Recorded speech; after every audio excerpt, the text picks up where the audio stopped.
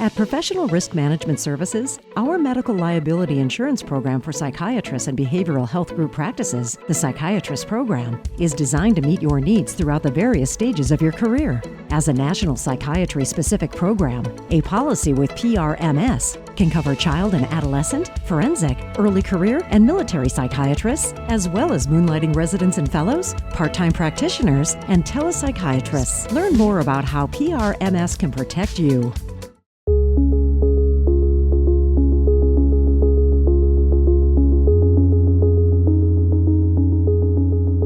I'm a PGY3 at Howard University Hospital. My name is Dr. Charles McDaniel. I just wanted to, considering the time, I just wanted to take a brief moment and sort of apologize. It looks like we were having some technical difficulties earlier in the evening, but we're all set and ready to go now. So I look forward to a podcast this evening with you all. So today I'm honored to be joined by Dr. Philip Candilis, forensic psychiatrist, ethicist, educator, researcher, and current president of the American Academy of Psychiatry and the Law. He's currently director of medical affairs and co-director of the Forensic Psychiatry Fellowship at St. Elizabeth's Hospital, as well as a clinical professor of psychiatry at George Washington University College of Medicine. Across decades of work and professionalism and mentorship, and the human side of forensic practice. But beyond his accomplishments in medicine and academia, his story is also one of music, culture, advocacy, and maintaining identity outside of medicine. Today, I'm excited to explore not only his career, but also the experiences and values that have shaped the person behind it. So before, obviously, we get into the work that Dr. Candilis has done, I want people to get a chance to get to know him. And the best way to do that, I think, is by starting with some questions about your upbringing, Dr. Candilis. In my readings about you and in some of your biographies, I saw that you are the son of immigrant parents.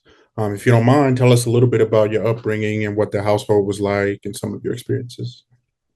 Thanks, Charles, and thank you everyone for sticking with us on this. Sorry about the delay. I didn't really want to talk about my career. I wanted to talk about physician health, but I don't see a lot of trainees. So I'm glad to have people on camera and to talk to folks about things. I mean, I see Ray on and folks that I know, Enrico, Rodrigo, Todd. I mean, if there are issues that you'd like to talk about, I mean, I've been around for 30 years now, especially for WPS issues and advocacy, national advocacy issues, particularly under the current in the current atmosphere.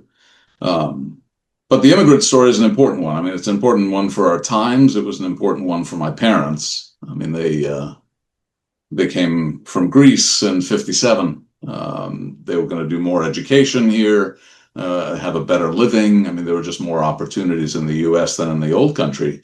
But that didn't mean we didn't go back every summer, or when I was a kid, we were there for months at a time, and definitely over the summers for 3 months. Mom spoke Greek in the home. Dad English. He was British, so I picked up his accent and my mom's in Greek, so I could pass when I went over there, and that's continued to this day. I mean, it's just a way to have roots in the immigrant community and to. I do humanitarian aid work in Europe, so I stay in touch with my Greek roots, and it just makes me cringe now when we have such a national backlash against immigrants. Even if they're white Europeans, that wasn't always the case. I mean, I remember talking to one of my ethics professors. And he goes, you Greeks have a chip on your shoulder because you too were considered outsiders. You weren't waspy. I mean, you were some Eastern Orthodox thing, and some of you were darker than others. And I'm going, we don't emphasize that because people of color have had a much worse time than we have. But it's an issue. I mean, the olive skin thing, and Enrico knows. I mean, this is an issue for Italian immigrants too, especially the darker Italians. I mean, this is the Greeks and the Italians were not always um, considered mainstream. So mom told me, be careful about speaking Greek in public. And, we were in Hmm. New York, for Christ's sake. So we were in, Peter Cooper Village, for people who know the city, which is kind of down east on the east side, above Greenwich Village. And, they found some Greeks there, so it was protected. But the other kids didn't learn Greek. I mean, it was a real, reaction to the atmosphere of, having new immigrants in there. Because they came in 57. I was born in 61. My friends all around that time stayed away from the culture. They wanted to be little Americans. There's a term in Greek for that. Hmm.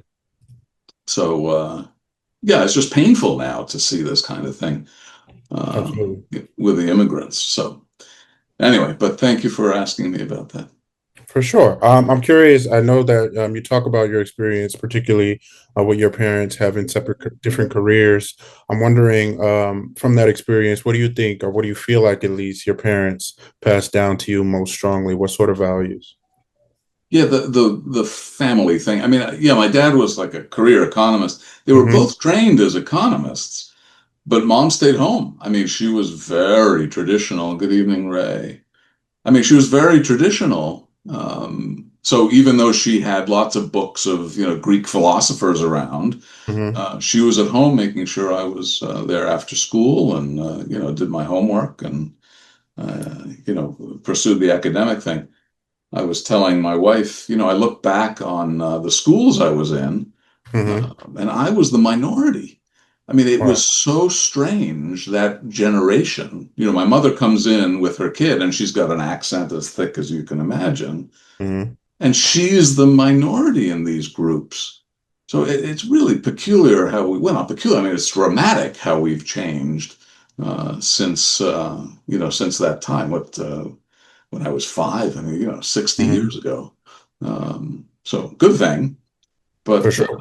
as I think back on it, I was the outsider. I was the immigrant, even though I was white, and Mhm. spoke the King's English because my dad spoke like this. Um, Absolutely. so, I mean, he was Greek, but, he was raised in Great Britain. Hmm. Um, so anyway, so it's the work family thing, and that's why I thought we could talk about physician health and work-life balance because I mean that's been an issue. I mean, I wanted to be home for Corinne's upbringing. I wanted to make sure I still did some music. Hmm.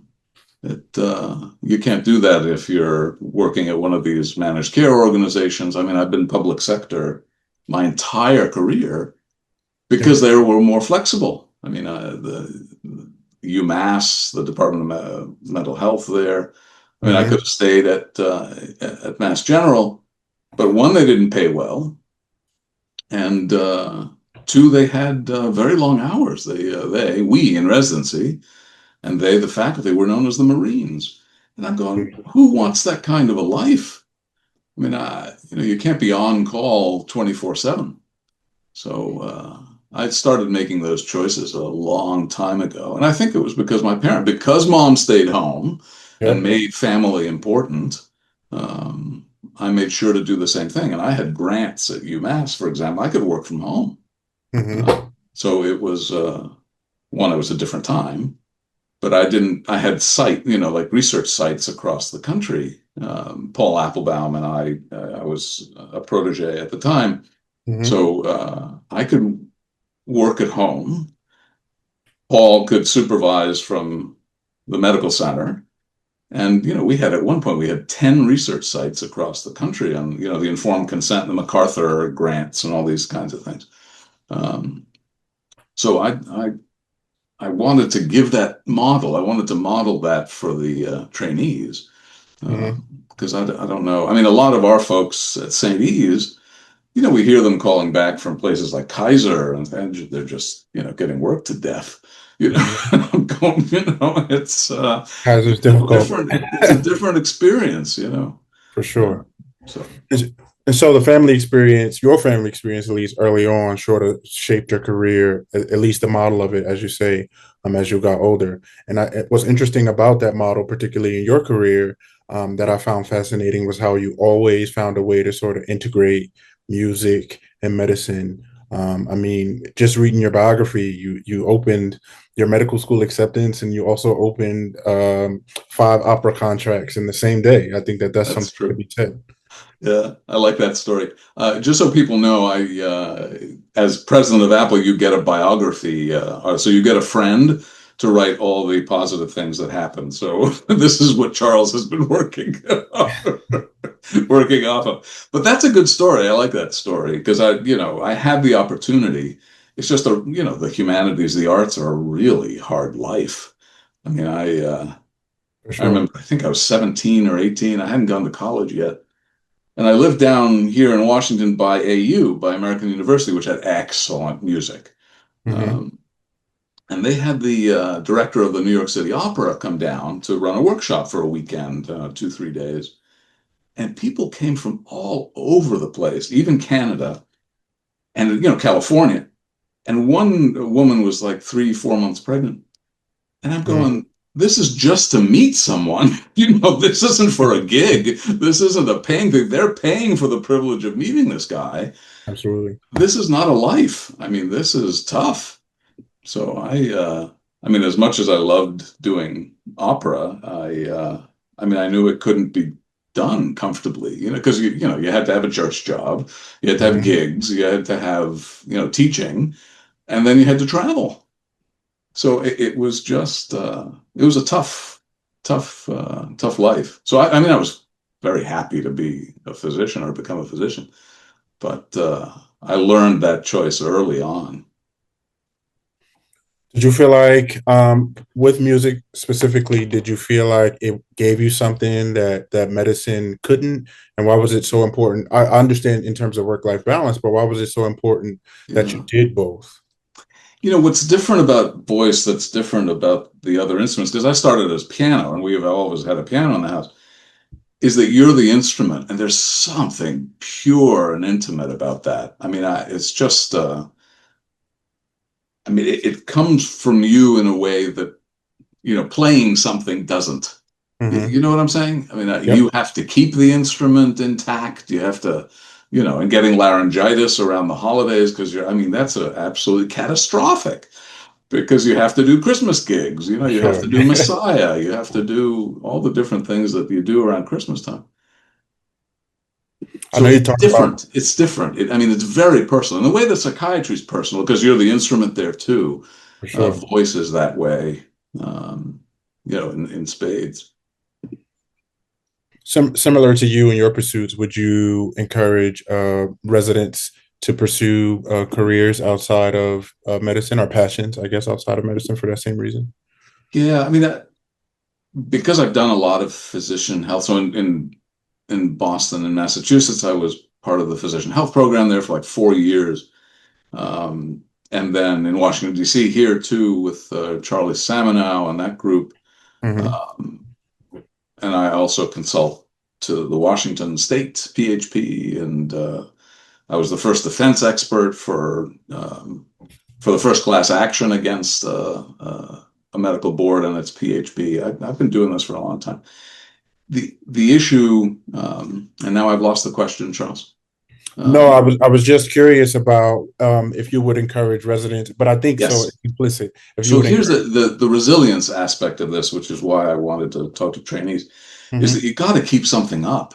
I mean, even under stress, under times like now when the budgets are tight and mental health is not valued, you have to do the resilient stuff. So you got to Hmm. be stay part of your church group, go out on walks with your friends. I mean, do your bowling league. I mean, whatever it is, you look at the PHP literature, the physician health program literature, and it's about keeping up your life. I mean, not just putting it all um, in that one bucket, Hmm. So, I mean, you need that in order to have good coping skills, in order to have good Absolutely. relationships. You need something on the outside. So again, that's why I loved public sector, just much more flexible than even pure academics. Hmm. Because Paul, I mean, Applebaum would work all hours of every day. he'd be on airplanes and he'd go, Phil, oh yeah, I just wrote 3 articles on the flight to wherever. It's just like, come on, man. We've got a life. I was reading my science fiction book, give me a break. For sure. So I think yeah, it's so you need it. You need it. Yeah, I think it's especially interesting how we, as psychiatrists or physicians in general, always tell patients the importance of work-life balance and how they need to create a regimen and routine and things that they enjoy in self-care. But we look at it, once we look in the mirror, it's sort of hard to mirror the things that we've been telling our population to do. Yeah, yeah, And I think that a lot of physicians, regardless of their level, resident, attending, etc., they feel pressure to sacrifice part of themselves to sort of succeed professionally. And I know that your sort of mantra speaks to work-life balance. Did you ever sort of struggle with that tension of sacrificing yourself yeah. I'm for your sure I career? did. I mean, yeah. I mean, some of my mentors didn't appreciate, having to get home to family. Hmm. Um, People usually liked the music thing, but I think it was the more getting home to family thing. Because Yeah. I picked up Corinne, our daughter, a lot, especially when I was on grants. So I Hmm. could be anywhere in the afternoons. I could go watch her play games, soccer or whatever, lacrosse. And it was that people didn't like, that I had that flexibility and that I was taking time off at 2 o'clock to drive into her school and pick her up and that kind of thing. Um, but that was more senior people than junior. I mean, my class at Mass General, famously, over achieving. Hmm. Uh, hey, Jerry. And they told us, like, first year, you're not going to have it all. You got to focus on your career. This is Mass General, and one of the senior faculty members came down to talk to the PGY ones. That's us, Hmm. and we're going, I don't care what he's telling us. We said it at the time. We still laugh about it now when we get together. They told us we couldn't have it all, and we said we're going to try anyway. So Absolutely. I don't think that works for the younger generations. I mean, I know Farouk and I talk about this too, where the expectations of the residents nowadays are Hmm. much more, personal oriented and family oriented than we ever were in our generation. So the expectations of the training programs are far greater. They don't want the long call days, the Hmm. overnight stuff. They want a night. And again, this is what I chose coming up. I chose, well, internship year, frankly. I was at BU before Mass General because they had a night float system. They had free apartments for the interns. I mean, you can choose this stuff. It was just remarkable. And they knew what it took to incentivize residents to Hmm. come to them for a transitional year. So we had 2 months of night float. We'd go in at 10 or 11, and we'd be on a night sleep, day sleep schedule, and we could, take care of our tired daytime colleagues. So Would you say that as time has passed, we've sort of gotten away from that? I find, or at least in my experience, there's more programs that don't have what you mentioned than do. I know that obviously there are some exceptions, so I'm wondering, if you've noticed that as well. I thought we were heading in that direction. I mean, if you look at what AMA is doing and what the Hmm. Federation of State, Physician Health Programs is doing, I mean, they're trying to support individuals by improving institutions. So they say, look, we're getting away from blaming individuals for errors. Hmm. That's something I don't think we've done yet, but they're trying to get away to put the onus on institutions for good EAPs, and good employee assistance programs, good support our staff programs, good mental health support for counseling and support. So I think that the major organizations are moving in the right direction. I don't know if, specific programs have the money for that, but that's Sure. also part of our advocacy. I mean, expanding the Medicare funding for more residency slots, all the kinds of stuff that the people on this call do and have done, and to get more resources for training. But Absolutely. and And I and think so that Go ahead. Go ahead. Sorry. No, I was just going to say that's why, we have all these studies about burnout at every level. I Hmm. mean, it's in training, it's at early career, it's at mid-career. And then now they have these studies that say, well, how about the ones who don't burn out? What are they doing? And then they study resilience. They say, Hmm. these people did these things. They went to their bowling league, they kept up with their church, and they didn't burn out. So if 20% of us burn out at some point, the 80% are using these other techniques. So I think we're moving in that direction. I just don't know what we do under conditions of scarce resources, like we have now with cuts everywhere. So, Yeah, I can imagine that adds to the difficulty. I think another thing that could potentially add to the difficulty is obviously over the years you have people, um, attendings, etc., who are sort of stuck in the old way. They say, "This is how we'll teach because this is how we were taught. This is how we right. practice because this is how we practice." And what would you say to something like that?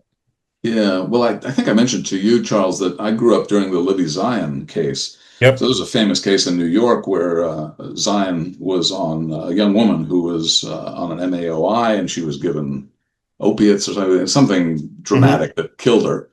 And they said, well, it's because the resident was Exhausted. overworked. And that Hmm. led to, massive changes. So, ACGME now requires that all the residency programs report their hours so that the residents don't go over 80 hours a week and all this kind of stuff. So I don't, I came up with that. I mean, I don't think, I mean, I get that there's still an old school. I mean, the Sure. surgeons ran the old school. I mean, it was, you need to be there for 72 hours straight so you can hand off your patient personally.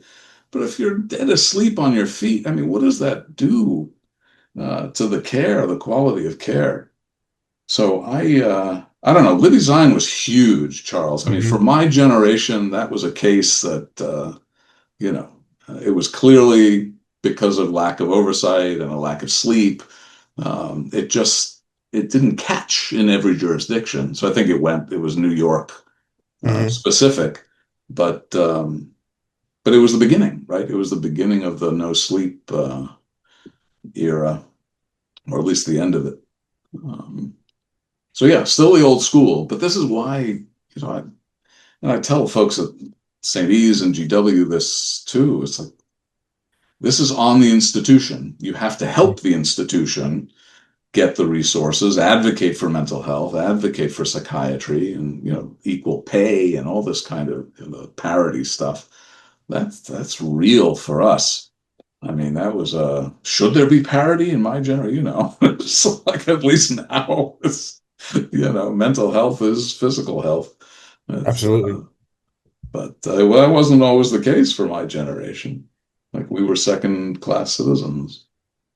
Yeah, I speak to physicians all the time, obviously older than me, who sort of have the rhetoric of, "Well, we didn't sleep. You won't need sleep. You'll be fine." And I remember saying this to you in one of our conversation most recently, and you said to me, "Tradition is not moral warrant," and that was Yeah, something that stuck with me for some time. I've been yeah. thinking about that.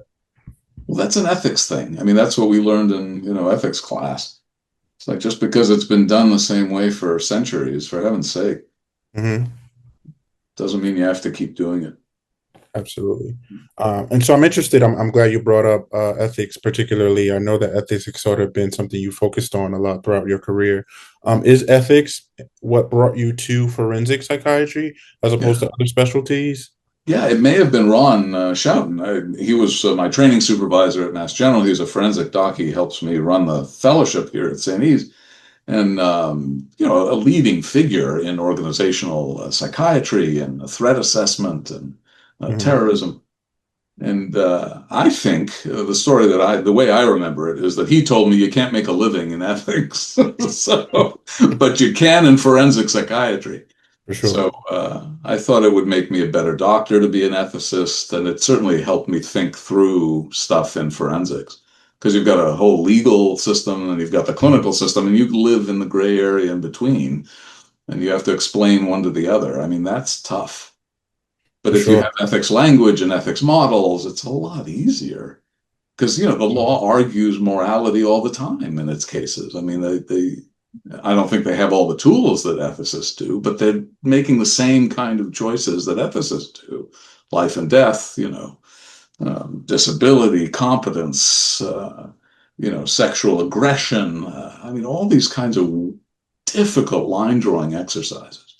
Um, so, yeah, I thought it would help me make a living.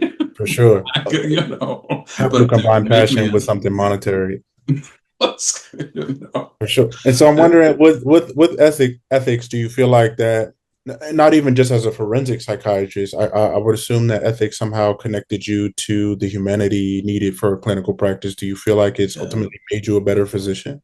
It does. I mean, I think it did. Because again, it gives you all the different models for trying to figure stuff out. So there's so many different ways of, getting through a difficult case or difficult dilemma. It gives you tools, whether it's narrative, whether it's some kind of logic or a balancing approach. I mean, there's great ways that not all medical students and residents get by the time they're out of training. You Hmm. know, but I did. I mean, I was doing that since high school. When did I? I was at NIH as a student here in Washington for a long time. I think it was med school or just before med school that I discovered the Office of Ethics there, now the department. And they were just so welcoming and thoughtful. And, it wasn't run, run, run 24 hours later. So let's think about this. We read something interesting. We're going to go see a case upstairs, and then we're going to Hmm. come back and analyze it. And I'm going, this is a great life. Yeah, Psychiatry totally. was like that. Ethics was like that. So, How do you sort of implement that now as a program director or co-director? How do you sort of teach younger psychiatrists to maintain humanity when practice can be so impersonal, bureaucratic, particularly in our yeah, area? no, I gotta say, I focus on the scarce resources stuff because Hmm. you make awful tough decisions under conditions of scarcity. And this is the stuff that we do in the humanitarian sphere. So we've been going, GW has been going to Greece because that's where I have a lot of contacts. But before that, they were in Iraq, they were in China, they were at Fukushima in Japan. I mean, they all over the place. And they it's the humanitarian people being people, making sure you're addressing their dignity on the beaches as they come off the little dinghies that they cross the sea in. Hmm. We mostly saw the people crossing from Asia Minor to the Greek islands, and we would be there in support of the staff mostly, although some were tempted to actually treat people. Um, but it's just treating people with dignity and the cultural awareness that you've got an entirely different culture crossing the sea. So Hmm. largely it's all people of color, Muslims coming into a white European Christian setting. This is whether it's Greece or Italy or wherever it's coming from. It comes from North Africa, it comes from the Middle East, it comes from Afghanistan.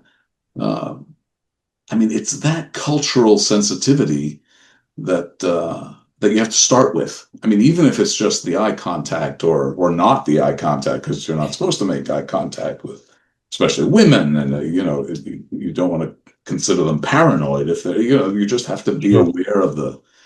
So it starts with that thing. I mean, even if you don't have resources and they're going to be waiting 2 years to go to Sweden or wherever they want to go, Hmm. and it's the personal, it's the, in ethics, it's the moral relationship. It's just all of that's the foundational element of human rights. I mean, you've got as a person, I mean, it's the personhood thing.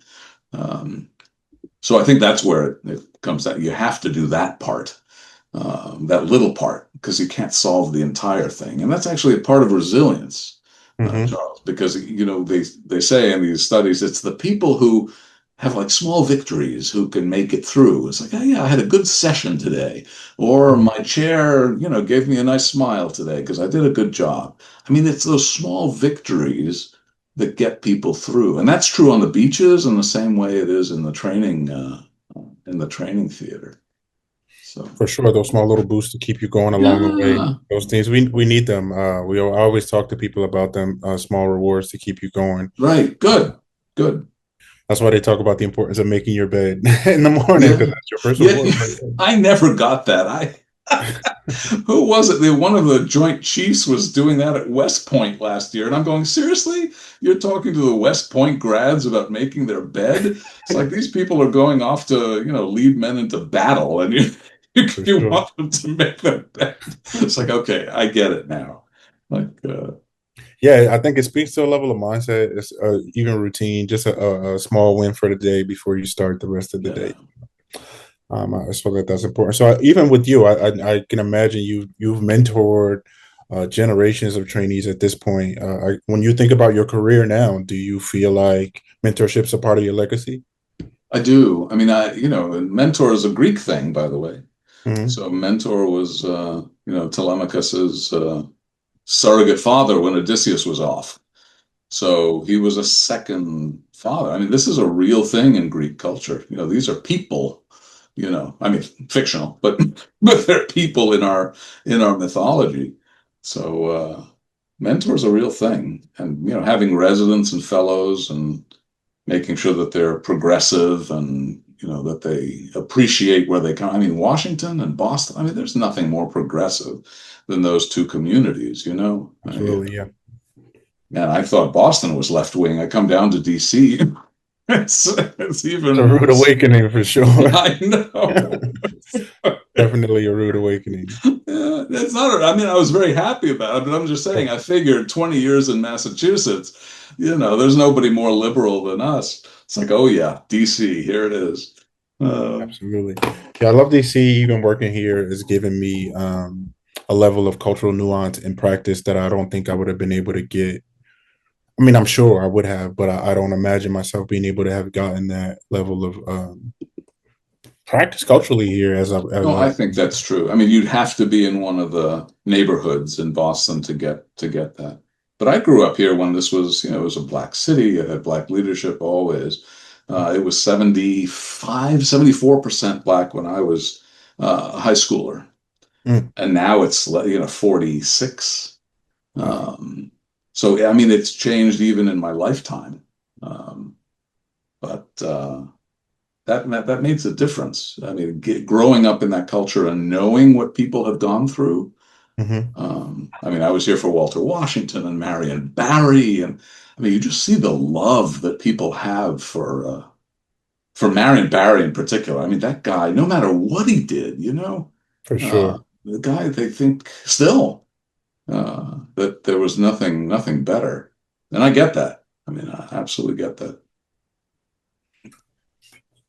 So we're coming up on the end of our conversation here. I want to obviously, I think that it'll be a good opportunity for us to have a part two to this and have a more expansive conversation. Hopefully, we can get more residents to join Yeah. because I do think that you have a message for them that a lot of them are sort of overlooking. And I think it's easy to overlook given the expectations of our career and some of the sacrifices we needed to make to get here.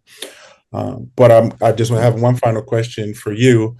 I know, at least in our talking, you sort of shy away from your accomplishments, and that's not something that we want to sort of harp on in this thing. And I totally understand that. But in the absence of that, what's something that you're proud of that probably never makes it to your formal introductions or biographies? Oh, that's tough. Because I think the thing I'm most proud of is being ethics chair of Okay. all these different organizations.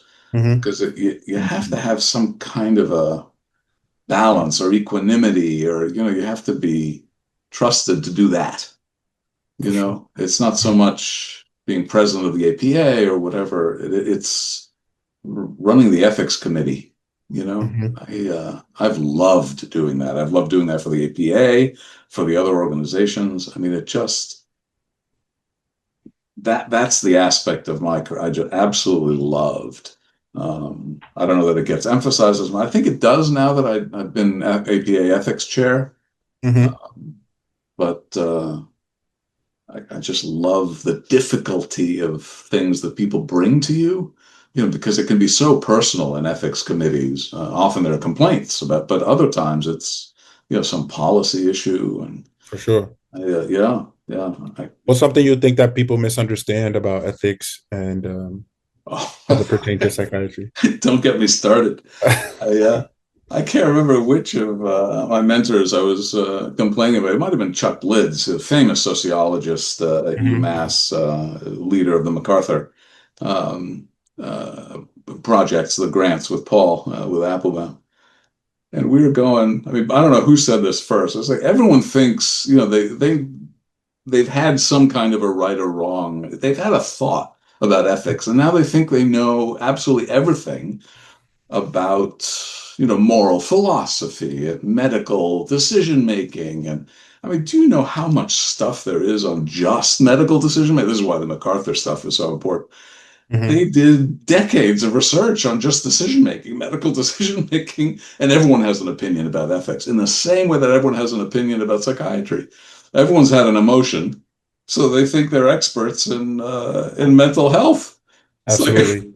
I would come home to my wife, and she goes, "Don't tell me if they just did what you told them." That's it. It would have been fine. If you just did what I told you.